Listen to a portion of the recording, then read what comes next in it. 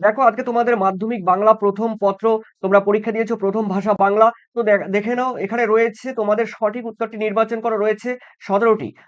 প্রথম কোশ্চেন রয়েছে ছদ্মবেশে সেদিন হরিদ্বার রোজগার মন্দ হয়নি, এখানে কোন ছদ্মবেশে রয়েছে? এখানে উত্তর কিন্তু হবে তোমরা যারা করেছো গ, ইজ দ্য কারেক্ট আনসার, বাইজি। ঠিক আছে, এরপরে রয়েছে দেখো সেকেন্ড কোশ্চেন, আমি বাবু ভারী ধর্মভীরু মানুষ। দেখো এখানে ধর্মভীরু মানুষটি আহ, বলতে কাকে বোঝানো হয়েছে? দেখো উত্তর কিন্তু হবে গিরিশ মহাপাত্রকে। পরের কোশ্চেন আমরা দেখে নিচ্ছি তিনে, অমৃতের মতো ছেলে পেলে ইসাবের বাবা কতজনকে পালন করতে পারেন? দেখো উত্তর কিন্তু হবে এখানে 21 জনকে, অর্থাৎ গ ইজ দ্য কারেক্ট আনসার। এরপরে রেখে দিয়েছি 4। দেখো আমাদের ডান পাশে ধ্বংস, আমাদের বায়ে কি রয়েছে? বায়ে রয়েছে কিন্তু গিরিখাত, অর্থাৎ যারা করেছো তোমরা খ ইজ দ্য কারেক্ট আনসার। এরপরে আমরা দেখে নিচ্ছি তোমাদের পরের কোশ্চেনে রয়েছে 5-এ। দেখো প্রলয় উল্লাস।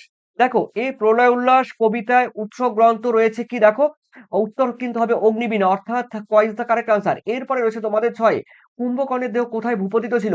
দেখো উত্তর কিন্তু হবে দেখো সিন্ধুর তীরে, অর্থাৎ গ ইজ দ্য কারেক্ট আনসার। এরপরে দেখে নিচ্ছি তোমাদের 7-এ, বৈজ্ঞানিক সাহিত্যে যত কম থাকবে, অর্থাৎ বৈজ্ঞানিক সাহিত্যে যত কম থাকবে ততই ভালো। এখানে কি কম থাকার কথা বলা হয়েছে? মানে কি কম থাকলে ভালো হয়? উত্তর কিন্তু হবে অলংকার, অর্থাৎ খ ইজ দ্য কারেক্ট আনসার। এরপরে দেখে নিচ্ছি তোমাদের 8, বলা হয়েছে নিবের কলমের নিবের কলমের মান মর্যাদা বাঁচিয়ে রেখেছিল একমাত্র কি? দেখো একমাত্র বাঁচিয়ে রেখেছিল, উত্তর কিন্তু সত্যজিৎ রায় হবে, অর্থাৎ ভয়েস দ্য কারেক্ট আনসার। এরপরে দেখে নিচ্ছি তোমাদের 19, পরিভাষার উদ্দেশ্য হলো কি?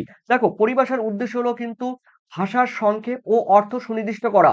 এরপরে রয়েছে দেখো তোমাদের রামের চেয়ে শ্যাম ভালো খেলে। দেখো রেখাঙ্কিত এর অর্থ কিন্তু হবে তোমাদের অপাদান কারক। উত্তর কিন্তু হবে ক is the correct answer, অপাদান Karak.